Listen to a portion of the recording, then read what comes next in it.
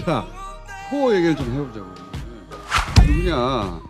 우선 여기에 저는 특정 재벌 혹은 재벌들이 있을 거라고 봅니다. 당연히. 돈이 없으면 사람을 못 풀어요, 절대. 돈이 필요해. 그런 재벌과 그리고 정치는 스피커가 없으면 못해요. 당연히 이제 특정 매체 혹은 매체들 그들이 포함된 어떤 보수 세력을 지탱하는 카르텔이 있어요. 분명히. 이익 집단이자 정치 집단이자 공작 집단. 저는 여기에 반드시 정보기관 출신도 있을 것이다 이렇게 추정하는 바인데, 왜냐하면은 보수 카르텔이라는 게 생각해 보시면 정권이 공작으로 지탱했거든요. 박정희 이래로 뭐 도청하고 미행하고 사찰하고 또는 조작하고, 이게 정보기관이 꼭 필요해요 여기에. 그래서 그렇게 추정하는 바이고, 구체적으로 그럼 누구라고 특정할 수 있냐? 그럼 벌써 폭로했지 우리가. 예. 앞으로 특정해서 밝히기는 앞으로도 어려울 거라고 보긴 하지만 있습니다. 이 호의 컨트롤 없이 예를 들어서 특정 시점에 조중동이 똑같은 논조를 완전히 통일해서 일제히 발사한다, 이런 일이 있을 수 없는 거예요. 하루 이틀 사이에 정말 사설이 그냥 일제히 나오죠. 똑같은 논조로. 예를 들어서 댓글 부대 있잖아요. 댓글 부대. 예를 들어서 댓글 부대가 허접하게 그냥 무조건 문재인 비난만 하고 이럴 거라고 상상하시는 분도 있는데 아니에요. 공격할 테마를 선정하고 그리고 대형 논리를 개발하고 타겟을 집중 공략하고 이 과정 전체가 군사작전 하듯이 아주 신속하고 일사불란합니다. 최근에 최신 테마는 뭐냐면 친박, 이꼬르 문바, 이꼬르 일배, 이거예요. 가장 최근 댓글 알바들의 타겟은 이런 등식을 만들어서, 예를 들어서 최근에 집중적으로 문재인 지지자들을 공격합니다. 그래서 문바, 친박, 일배, 니들 다 똑같은 애들이야 라고 등식을 만든 다음에 문재인 지지자들을 온건한 진보 혹은 자신은 누군가의 빠가 아니다 라고 말하고 싶은 사람들 있잖아요. 자기 이성적이야, 이런 계층하고 분리시키려고 하는 공작. 이게 댓글 부대의 가장 최신 트렌드예요. 이렇게 댓글 방향이 일정한 그 방향성을 띠잖아요. 그러면 어김없이 예를 들어서 그 방향성과 일치하는 기사, 보수 매체의 기사 여기 쏟아져 나옵니다. 예를 들어서 이것도 마찬가지예요. 문바들이 문자 폭탄 보낸다, 혹은 문바들이 좌표를 찍는다, 기사 최근에 계속 나오는 거예요. 일배 닮아간다. 문바들이. 문바는 문 대통령이 직접 다시시켜야 된다. 이거 최근에 쏟아져 나온 거거든요. 이 기사들이 대부분.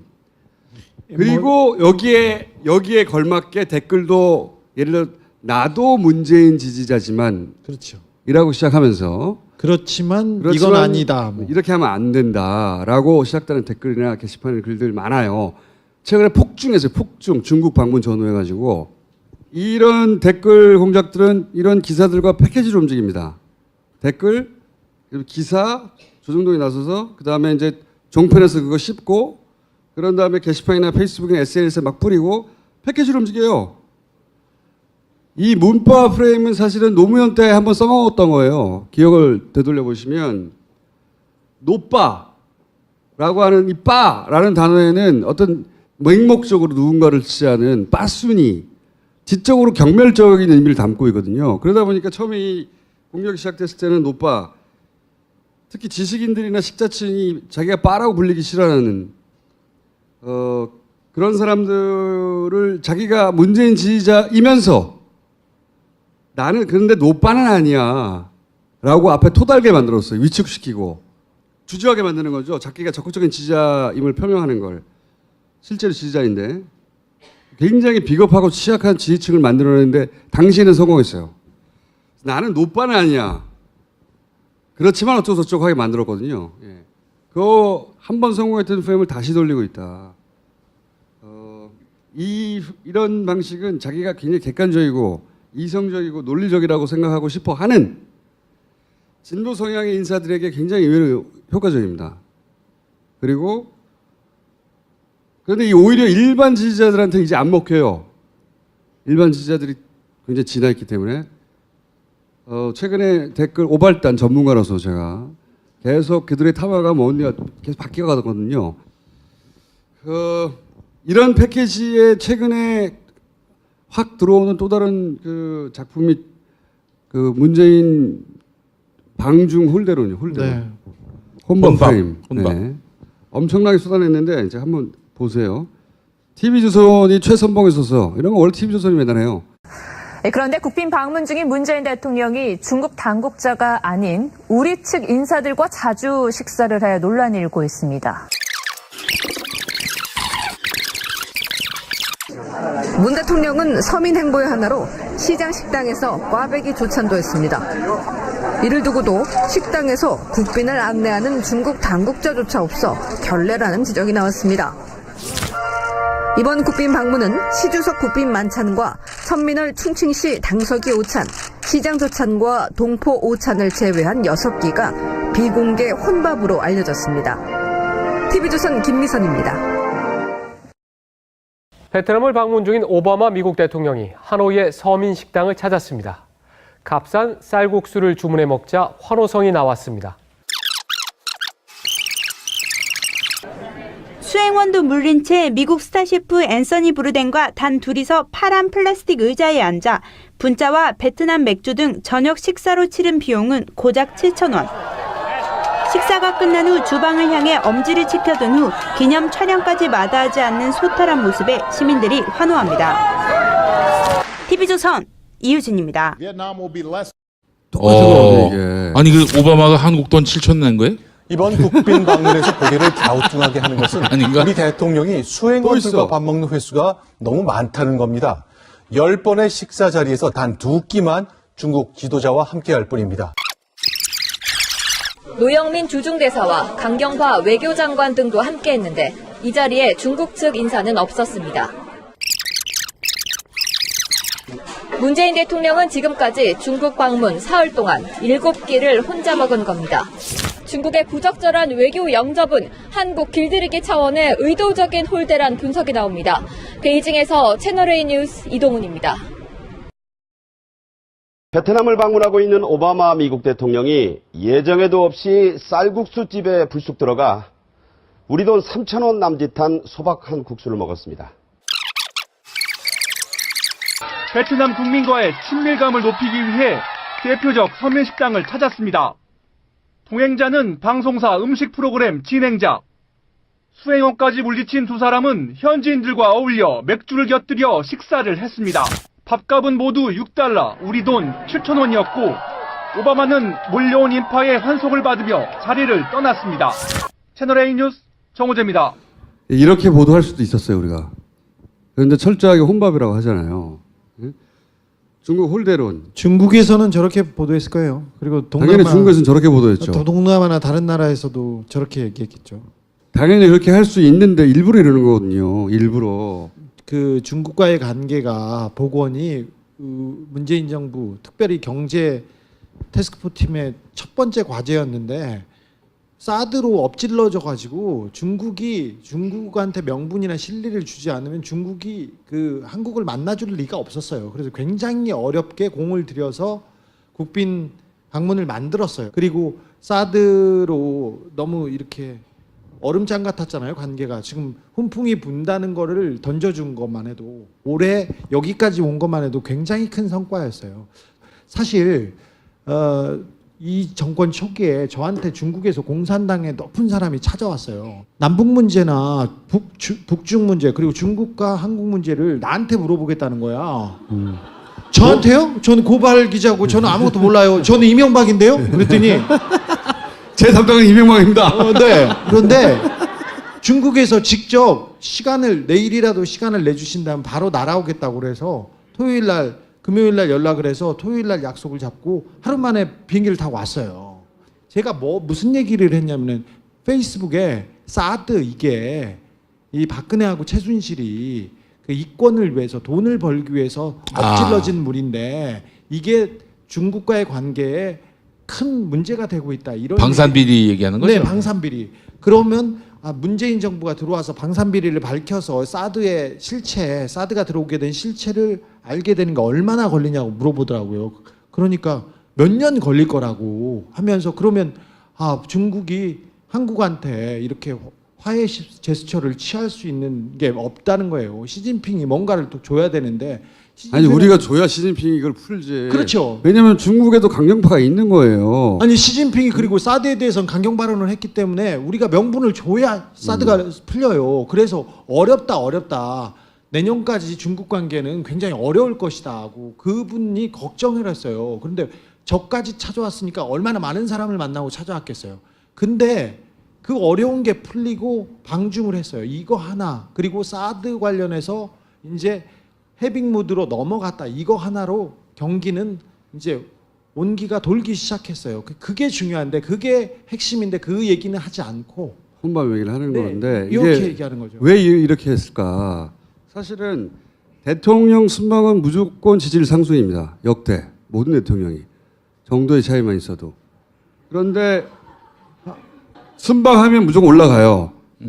그러니까 특별히 중국이잖아요. 게다가 가장 어려운 숙제지 않습니까? 중국이 국빈 방문을 받아줬다는 것은 사드 문제를 묻어두자고 합의가 된 거거든요. 이미 9월부터 물 밑에서 논의가 있었어요. 그러니까 중국 방문해서 그래 사드 문제는 이제 접어두자라고 그 문제를 끝내고 와봐요. 지지율 폭등하는 거예요. 실제 성과를 제대로만 전달하면. 실제 중국 전문가들이 올해 안에 문재인이 사드 관련해서 중국의 마음을 풀 길이 없다. 만약에 사드에 대해서 제한적인 내용들이 풀리기 시작하면 무조건 성공이라고 했어요. 근데 그게 풀렸고 중국까지 간 거예요. 대성공한 거예요, 이건 진짜로. 그러니까 언론이 정상적이었다면 이 성과에 대해서 있는 그대로만 전달해도 지지율 대폭발하게 돼 있는 거예요. 그러니까 더더욱이 이쪽 코어에서는 생각해 보세요. 지금 막아야 되는데 카카로 가는 길을 지지율까지 올라가 봐. 지지율은 잡아내야 되고 더군다나 내년 지방선거가 있잖아요. 가기 전부터 준비한 겁니다. 이런 거는 다. 가서 밥 혼자 먹어서 이 씨발 서민 행보 인질 당연히 다 알아요. 그리고 중국의 먹히는지도 다 알아요. 오바마 때도 그렇게 보도하잖아. 다 아는데 이렇게 만들어낸 거예요. 그리고 이때 이 아까 얘기한 댓글 블레도 엄청나게 활발하게 움직였어요. 실제 이때 패키지로 돌아간 거예요. 패키지. 대통령 순방을 가기도 전부터 이렇게 철저히 매긴 거는 처음이고 사실은 진보 매체들도 여기 휩쓸려 간 거예요. 그런가? 왜? 중국 전문가 없거든 우리나라에. 이렇게 사드 문제를 푸는 성과에 대해서 빨아주는 거 못하거든. 있는 그대로만 보도해도 되는 거예요. 있는 그대로만. 보수가 60년을 괜히 집권한 게 아니에요. 그동안. 이 앞에 딱 10년밖에 더 있었어? 그리고 다시 처음 하는 거야. 처음. 이쪽 진영은 10년 그때도 언론은 한 번도 바뀐 적이 없었어요. 언론은 그때 어땠습니까? 비가 와도 바람이 불어도 노무현 탓이었잖아요. 여전히 걔들은 힘이 있다. 그리고 그 자리에 그대로 있습니다. 그 저지선을 지금 각하선으로 치고 네. 졸라게 반격 중이에요. 네. 사실은 그 반격 중에 하나로 보는 것이 저는 또 세 번째가 뭐가 있냐면 예전 비교해보세요. 예전에 무슨 대통령 나갔다면 에너지 자원 외교 강행군, 포스트를 내조 외교 막 박근혜 패션 외교 이런 깊은 뜻이 패션 외교의 깊은 뜻. 한중 정상회담 패션 외교 이런 거 빨아주고 맨날 그랬었거든. MBN 뭐 선글라스 끈 박 대통령 패션에서 외교를 읽다 족가는 소리. 그리고 박근혜 대통령은 외국 나갈 때마다 외국어로 계속해서 연설한다고 이렇게 해서 공을 들이는 사람이 어디 있냐고 얘기를 하는데 사진 찍자는 얘기를 못 알아듣잖아요. 영어도 못 알아듣고 사진 찍자 네? 영어로 중국어로 내내 못 알아듣고 그냥 제가 왜 YTN에서 패션에서 외교를 읽다 이런 보도하고 자빠졌을 때예요. 그때는 이거에 반에 10분의 1만 보도했어도 지지율 폭발했어요. 이번에 진짜로 큰 성과를 냈기 때문에. 근데 정반대잖아. 정반대. 바뀐 게 없어요.